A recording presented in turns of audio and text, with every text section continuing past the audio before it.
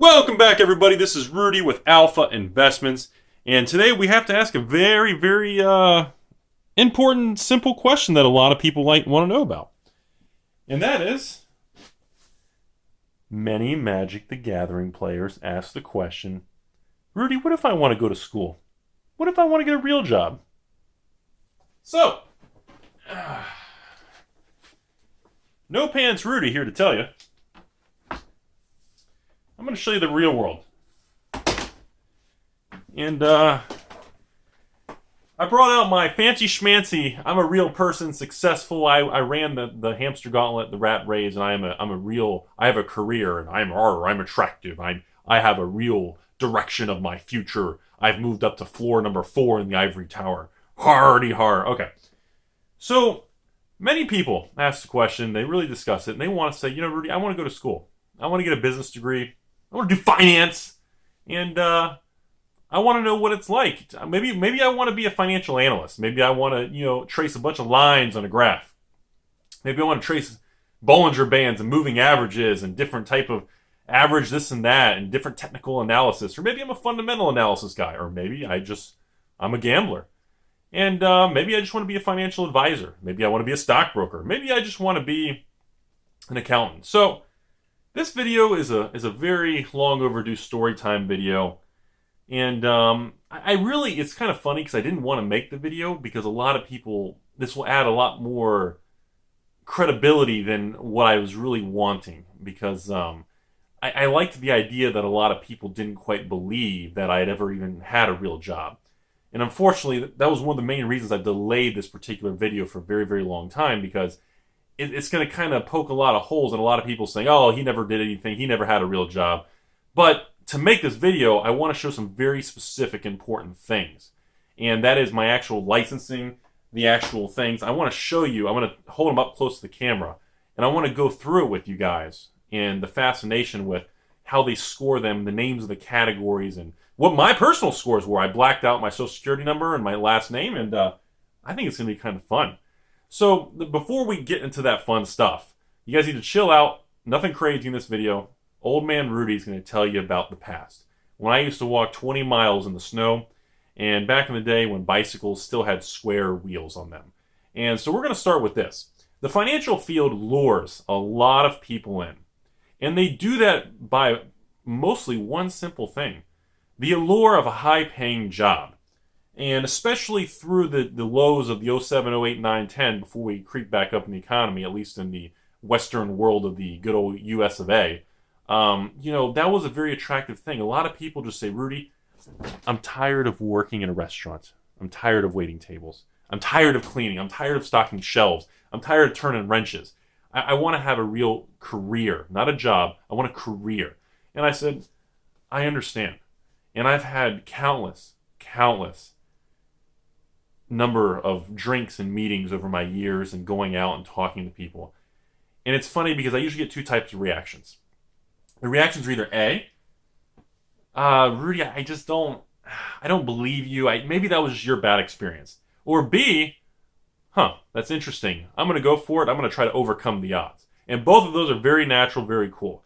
So the first thing is, what do you guys actually think is going to happen if you go to business school? And let's say you live in a big city or a big state or a big location which has a lot of financial companies. Let's say you live in some big city that has hubs for E-Trade, Scottrade, Merrill Lynch, Bank of America, JP Morgan Chase, Citi, B of A, I already said them, Goldman Sachs, Lehman Brothers, Bear Stearns, and all the other, even the little guys and everything. But what if you live in a company, a country or state area that has all these locations, and you go to school? And you get your degree, and you want to work for these people. Now, what do you think the next step is actually going to happen? What do you guys see? There's such a disconnect between what the image is and what actually happens to 90+% of the people who take this path. So we're gonna start with the nasty. We're gonna start with the giggity moment. Most of you watching this, if you go to school, you get a financial degree of whatever thing you want to do. I don't care if you're finance, accounting, international, currency, whatever you go for.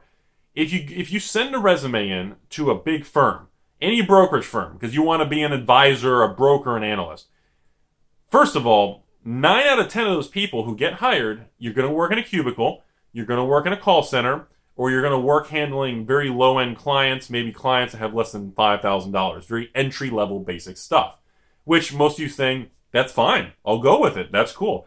The pay is probably going to be, at least in the state of Florida, the average pay for entry-level in that type of position is going to be between $32,000 and probably $45,000 a year, depending on where you are and your history and how much you can negotiate pay, if you can with some companies.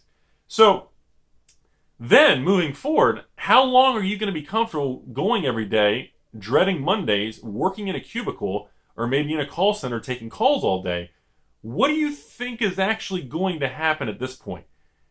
And this is where most people say, well, Rudy, I'd like to believe that if I do real well and I hit my goals or metrics or monthly, weekly, quarterly things, I would get bonuses and I can progress in the company or move up.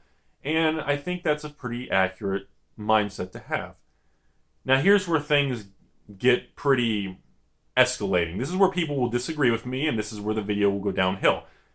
Unfortunately, almost every single one of you watching this video right now who get a financial degree and work in any form of bank or financial institution or brokerage firm, you're going to get that cubicle job, and one of two things are going to happen. You're going to pretty much go into a divide. Most of you will not be able to make it or hit the goals, and you'll be siphoned to more of an accounting, non-sales revenue-driven position, also known as paperwork, account setup, maintenance, customer service. The financial firm will divert you in that direction or you lose your job. It's either, well, you're not working out here, we're going to move you there, or you're done.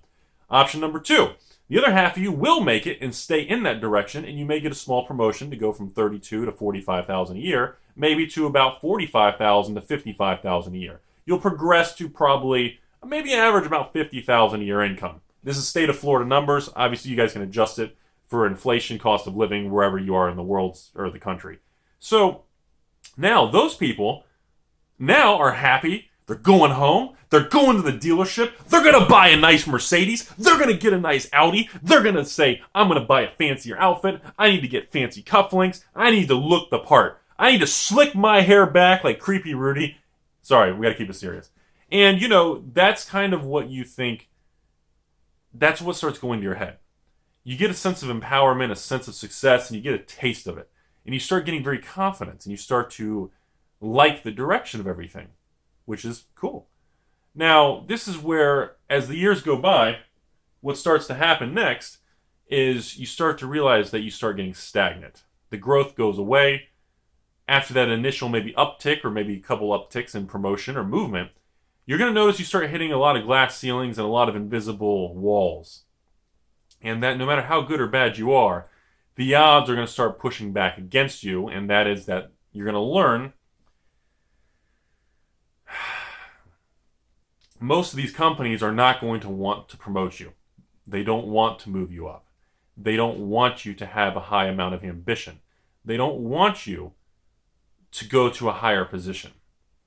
The companies and financial firms have a very, very high attrition rate. The employees and the particular company I worked for actually had a panel on the wall on the main floor with all the broker advisors. And we actually had a wall, we had a plaque, actual number board. And it actually said how many employees we've lost this week and this month. Almost like they bragged about it. And the number was staggering. And they churn the people in and out so quick because they know the average life cycle and the average life expectancy of a financial employee is usually 6 to 9 months. I stayed at the same company for about 4 to 5 years, 4.5-ish. And without deviating too much, people would literally come up to me saying, how do you stay here that long? That was the most commonly asked thing from new people. Not, wow, you're doing good. Wow, you're making a lot of money. It's, how do you do it? How do you stabilize and keep a stable mindset? And which I think all spills over into my days now of doing YouTube and criticism, lack of credibility, and people who, the majority of the public doesn't like the channel. The corporations and wizards and things can't acknowledge the channel. And a lot, I was very groomed for this kind of response, which is probably why it doesn't faze me So when maybe other channels or other individuals or other people on Twitter or people are blocking me or saying bad things about me, nothing really phases me because I was designed and molded in a way where it doesn't matter. And it's a very double-edged sword because it makes you a stronger business person, which gives you a higher probability to make a lot of money, but it also creates a permanent damaging effect on the individual and destroys trust in other people, and it destroys a lot of things where you can't really connect and you don't have a lot of concern and you don't have a lot of emotional base towards a lot of things, which depending how you're able to leverage that will dictate what your future is. So that's the end of that. So I guess we're not really going to get to this. I've already been going a while here. So what I'm getting at, let's take a step back and zoom back out, is that most people are going to school and they're getting these degrees and they have these illusions in their head that they're going to get this job in this high-end position in a high-end corporation and all these exciting upward mobility type things are going to occur. And, I don't know what it is in a lot of industries because I've never worked in the medical field. I've never done a lot of other different fields. But what I do know is the numbers, finance, money field. And, I didn't get into it because I said I need a job that pays money, which a lot of people do. It has that stigma that people want to get a degree in business because they want to make money, which is the most laughable thing I've ever heard. When people say it to me, I chuckle and give them a pat on the back, and I touch them, and I go, good luck with that. So anyways, I want to swing back around. I guess we're going to have to split this video. I didn't realize it was going to be this long, but so what happens is these people get to these careers, these positions, and they go from very excited, robust, positive, bull market attitude, up, I'm going to change the world, and then they start to level out, and then eventually the attitude sells off into a bear market. And what the companies and the firms and banks usually call this is a morale issue. They tend to want to reclassify everything as a morale problem. One of the biggest problems banks, call centers, and customer service places have, and any of you all out there somewhere in the world who work in a call center or customer service, this is going to hit you hard in the balls. And my 1% female viewers, it's going to hit you hard. It's going to make you uncomfortable even downstairs. And thank you for still watching my 1% female viewership. I really appreciate that. What's going to happen is you're going to start realizing that the companies care about morale. And that's where, after you hit that sell-off, morale collapses. And that negative energy is a virus in corporations, call centers, and environments where you have a lot of people working together. And you'll hear a lot of talk about companies and negative attitude and morale where that becomes a very big deal to them. Where when you don't have a good attitude, they can use that as grounds for termination and things like that. I saw it all the time. For me, that was not my end of my financial direction, but I saw it happen to a lot of people. Now, most of the time, these people would end their own career by just, making a scene, busting a door off the hinges, shattering computers. I've seen it all. I've seen people have heart attacks and health problems. I've seen people have seizures and have piles of medication on their desk. I've seen it all. And what happens is they try to cut out that cancer. I'm going to use the C word. The companies try to cut that out. And negative morale and bad attitudes they deem that as cancerous. They deem that as dangerous. They deem it as evil. And that's a very strong word to use. And that is the most toxic, dangerous thing in the world to people trying to manage a large enterprise of people when you're doing maybe a day-to-day thing or you have very hard goals to hit. And, people tend to get very negative. So once the employee tends to break past that 6 to 9 month mark, the newness goes away and you tend to go down that downward spiral, which is what I saw most of the time. During my 4 years at one particular firm, I tried to make a list. I estimated that I came and went. That seemed inappropriate. Come and gone, that still seems inappropriate. I would estimate between 400 to 600 people and friends that I made during that time frame. So if you want to divide 4.5 years by 500 people, you can kind of get an idea of how bad it was. And the problem was, from what others in the industry that were a lot older than me, people in their 50s and 60s that I worked with, that they were telling me, Rudy, this is par for the course. This isn't even anything special. You're not a special snowflake. This is the grinding wheel, my friend. Welcome to the real world. And it really hit me. So, how far? I mean, I really wanted to lay that out. So that's kind of next when you get the job and you work for these companies. If you want to go into finance, one of the things that is you're going to have to be started with is you're going to have to be licensed. Now, this is the first obstacle. I guess I should have broken this up. I didn't realize it was going to be this long of a video. But when you get into licensing, for me, I did the Series 7, the Series 66. So we're going to do very basic. We're going to jump right into it. We're going to do it. So, here we go. And this is my actual... I'm going to do a focus adjustment. This is my actual Series 7 FINRA. I crossed out my full name and social because I didn't want people freaking out and tracing me down. This is my Series 7 General Securities Rep exam from FINRA, the Financial Industry Regulatory Authority. This is the analysis of the breakdown of all the different sections.